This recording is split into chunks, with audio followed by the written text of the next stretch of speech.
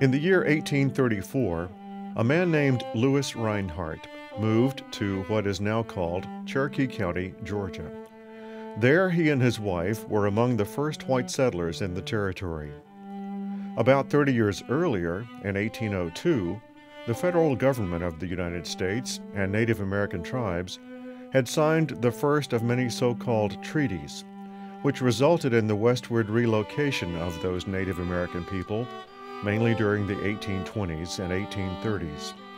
And because of that relocation, the face of Cherokee County changed dramatically. The discovery of gold in North Georgia had also caused a sudden influx of white settlers from elsewhere. The successful farmer, Louis Reinhardt, and his wife had been sympathetic to the plight of their neighbors, the Cherokee Indians, many of whom they knew well. To honor them, the Reinhardt couple named their small developing community after the Cherokee Indian chief's daughter. Her name was Waleska. Many of those settlers lived with their families on small, isolated farms. Economically, times were tough, and in order to eat, land had to be cleared, crops grown. Labor on the farm was valuable. Every single pair of hands was put to work, including even the children if they were old enough. The children usually got any basic education, when there was time away from chores, only through their mother's instruction, or perhaps through a visiting teacher who might be temporarily passing through.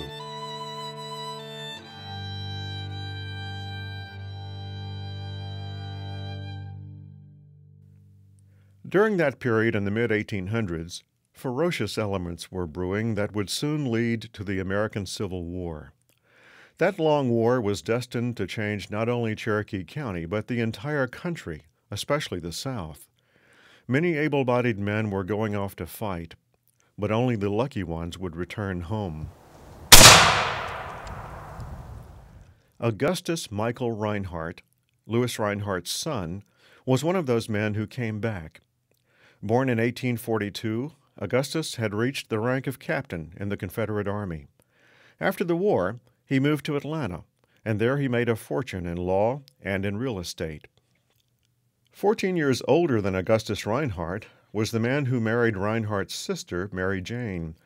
John J. A. Sharp, who was a lieutenant colonel in the Confederate Army, had returned to the Waleska community after the war and now was successful in business, owning a store, a cotton gin, and a tobacco factory.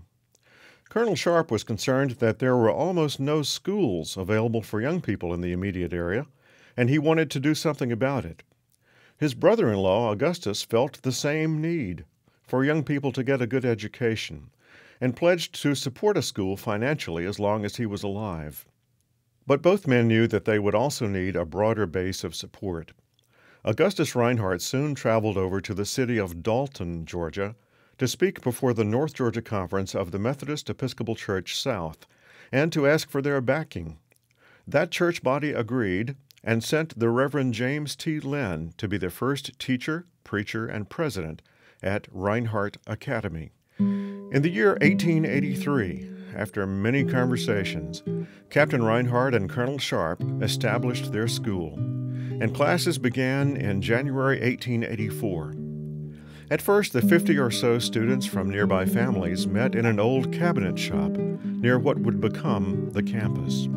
Augustus Reinhardt and John Sharp could hardly have envisioned many of the challenges that their school would face, but with their forward-looking vision, they perhaps could imagine that hundreds and hundreds of lives would be changed profoundly by what lay ahead. The school was incorporated in 1890 as Reinhardt Normal College. The name included the word normal to indicate that it offered training for teachers. 21 years later, just before World War I, the school would become simply Reinhardt College. Back in the early days, almost every one of the school's presidents was appointed to the job by the Methodist Church Conference in Georgia and would stay for just a few years. However, for many decades now, Reinhardt presidents have stayed much longer. James Roland Burgess, Jr. served from 1944 until 1973. Allen Jernigan from 1973 until 1984. Floyd Filani was Reinhardt's president from 1984 until 1999, and J. Thomas Isherwood became president in 2002 and still holds that job today. All of these men knew that one of the biggest tasks for any thriving institution is to get the word out to the public about what's going on there. On May the 18th, 1949, Reinhardt College gained huge exposure, even in the national media, when a carefully planned event called Soil Conservation Day brought thousands of people to campus. Estimates ranged from 10,000 to 50,000 folks. These visitors, in just one day, helped change the face of the campus, including the farm that the college had then. Major construction and grading work were done. Georgia Governor Herman Talmadge addressed the crowd on campus that day, as did the Vice President of the United States, Alben Barkley. Another event that generated much attention for the college was a visit in the early 1960s by Cherokee County native Dean Rusk, the Secretary of State for President John F. Kennedy. Rusk had agreed to come to Reinhardt for homecoming, but that homecoming coincided with the Cuban Missile Crisis, and so the campus filled with people who wanted to hear Dean Rusk speak. College presidents all know that good news about exciting events on campus can help generate financial support for a college. During its 125 years now, Reinhardt College has certainly appreciated that support to get through its own share of lean times. Even Captain Augustus Reinhardt, who had made a lifelong pledge of financial support, lost his fortune when America's stock market crashed in 1893, only about 10 years after the school opened. Therefore, other people would have to step in to help. And they did step in. Thanks to a continuing line of people who deeply believe in what's going on here, the school has survived and even prospered. This is Samuel C. Dobbs, and today the oldest educational building on campus bears his name. Way back yonder, Mr. Dobbs worked for a fellow named Asa Candler, who purchased the patent on a little soft drink called Coca-Cola. Samuel Dobbs was Asa Candler's first salesman for that beverage, and later Dobbs' gift of $85,000 to Reinhardt College paid for the construction of Dobbs Hall, dedicated in 1926.